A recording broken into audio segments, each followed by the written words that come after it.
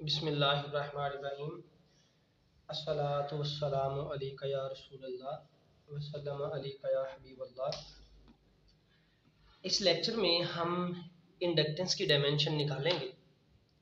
तो हम देखते हैं कि हमारे पास इंडक्टेंस किस किस फार्मूला में इस्तेमाल होती है, किस किस एक्सप्रेशन में ये टर्म आती है।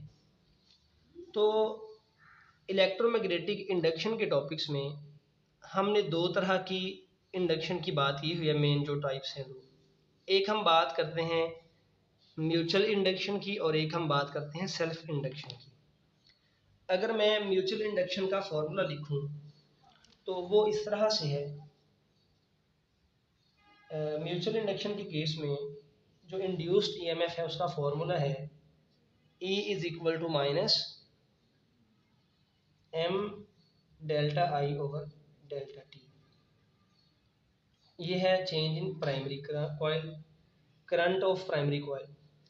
और अगर मैं सेल्फ इंडक्शन की बात करूं तो तब इंड्यूस्ड ईएमएफ का फॉर्मूला होगा minus L delta I over delta T. हम जस्ट इनके मैथमेटिकल फार्मूला को देखते हैं, उन पे गौर करते हैं। जब हमने डायमेंशंस निकालनी है तो हम जानते हैं कि नेगेटिव साइन की कोई इंपॉर्टेंस नहीं है। तो मैं यहाँ से नेगेटिव साइन को इग्नोर करके ये मैग्नीट्यूड्स लिख सकता हूँ इंड्यूस्ड ईएमएफ की। और नेक्स्ट यहाँ से इसको हम बोलते हैं म्यूचुअल इंडक्टेंस और इसको बोलते हैं सेल्फ इंडक्टेंस। तो म्यूचुअल इंडक्टेंस को अगर मैं सेपरेट करूँ तो इसका फॉर्मूला बनेगा that is equal to E over delta I over delta T. यह है change in current with respect to time. और इसको मैं लिख सकता हूँ म्यूचुअल इंडक्टेंस को E delta T over delta I. ऐसे ही हम यहाँ से L को लिख सकते हैं जो कि सेल्फ इंडक्टेंस को शो करता है। L is equal to E over delta I over delta T और ये बन जाएगा L is equal to E delta T over delta I. तो ये हमारे पास इंडक्टेंस की टर्म्स आ रही हैं, एक इस फॉर्मूला में और एक इसमें। एक है सेल्फ इंडक्टेंस और दूसरी को हम नाम देते हैं म्यूचुअल इंडक्टेंस। तो अब इंडक्टेंस की हमने डायमेंशन निकालनी है। हम यहाँ से देख सकते हैं कि सेल्फ इंडक्टेंस की डायमेंशन निकालें या म्यूचुअल इंडक्टेंस की, दोनों का फॉर्मूला सेम है तो दोनों की डायमेंशंस भी सेम होंगी। तो हम किसी एक फॉर्मूला को इस्तेमाल करते हुए इंडक्टेंस की डायमेंशन निकाल लेते हैं। वही इंडक्टेंस की डायमेंशन होगी म्यूचुअल के लिए भी और वही फॉर्मूला होगा सेल्फ इंडक्टेंस का भी, सेल्फ और म्यूचुअल इंडक्टेंस का। ओके, हम यहाँ से कैलकुलेट करना शुरू कर देते हैं। तो इंडक्टेंस की डायमेंशन होगी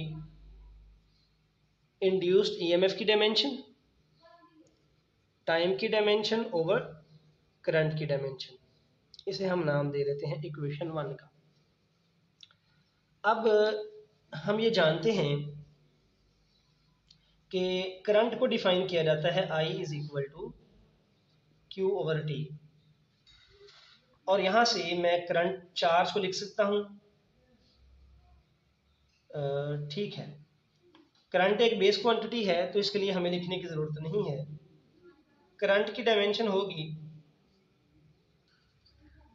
A और टाइम भी बेस क्वांटिटी है तो टाइम की डायमेंशन होगी कैपिटल T। तो हमने टाइम और करंट को देखा, ये बेस क्वांटिटीज़ हैं, इनकी डायमेंशन तो लिख ली। लेकिन ये जो यहाँ पे E है इंड्यूस्ड ईएमएफ, ये असल में पोटेंशियल डिफरेंस है। तो E की वही डायमेंशन है जो पोटेंशियल डिफरेंस की हैं।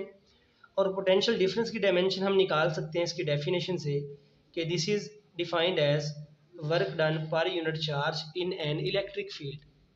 तो फर्दर मैं वर्क को लिख सकता हूँ फोर्स इनटू डिस्प्लेसमेंट। तो E की डायमेंशन अब हम लिख लेते हैं यहाँ से। E की डायमेंशंस होंगी, फोर्स की डायमेंशन है M L T minus 2, displacement की डायमेंशन आएगी L और चार्ज की डायमेंशन हमने लिखनी है। यहाँ से जो मैं पहले लिखने लगा था कि हम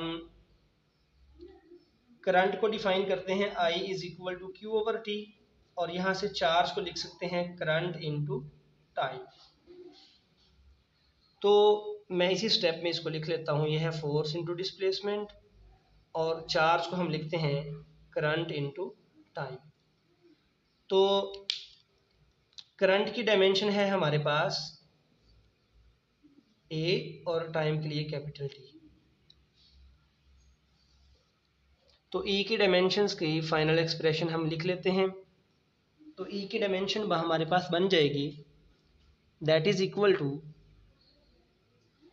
एम, एल और एल मिलके बनेगा एल स्क्वेयर, टी पावर है -2, और ये जब दो टर्म्स ऊपर आएंगी तो इनका साइन चेंज होगा और हम इनको कंबाइन करके एक स्क्वायर ब्रैकेट में लिख लेते हैं। तो ये ई की डायमेंशन बनेगी M L square T power -3 -2 -1 -3 और ए पावर -1। अब हमने इंडक्टेंस की डायमेंशन निकालनी है तो हम ये वैल्यूज पुट कर देंगे इक्वेशन 1 में। इक्वेशन 1 में वैल्यूज पुट करें तो इंडक्टेंस की डायमेंशन हमारे पास आ जाएगी, ई की डायमेंशन लिखें that is M L square T -3 A -1, और साथ टाइम है, टाइम की डायमेंशन है कैपिटल टी, और नीचे करंट है तो उसकी डायमेंशन है ए। अब हम इनको फर्दर सिंप्लीफाई करते हैं। ये होगा M L square T -3 A -1, इस टी को भी इसी स्क्वायर ब्रैकेट में लिखें, टी ए ऊपर जाएगा इसकी पावर माइनस होगी, हमने कंबाइन करके सबको एक स्क्वायर ब्रैकेट में लिख दिया। ओके, अब नेक्स्ट जो सिमिलर टर्म्स हैं उनको हम कंबाइन करके लिख लेते हैं। तो इंडक्टेंस की डायमेंशन का फॉर्मूला आ जाएगा एम एल स्क्वेयर, ये टी की पावर -3 और ये टी की पावर 1, तो ये बच जाएगा टी की पावर -2, ए की पावर -1 और -1 ये बनेगा A power -2। So this is the dimensional formula of inductance. हम इस फॉर्मूला से निकाल लें या इस फॉर्मूला से डायमेंशन निकाल लें तो सेल्फ इंडक्टेंस या म्यूचुअल इंडक्टेंस की डायमेंशन सेम है, तो ये हमने फॉर्मूला डिराइव कर लिया डायमेंशंस की सूरत में इंडक्टेंस का।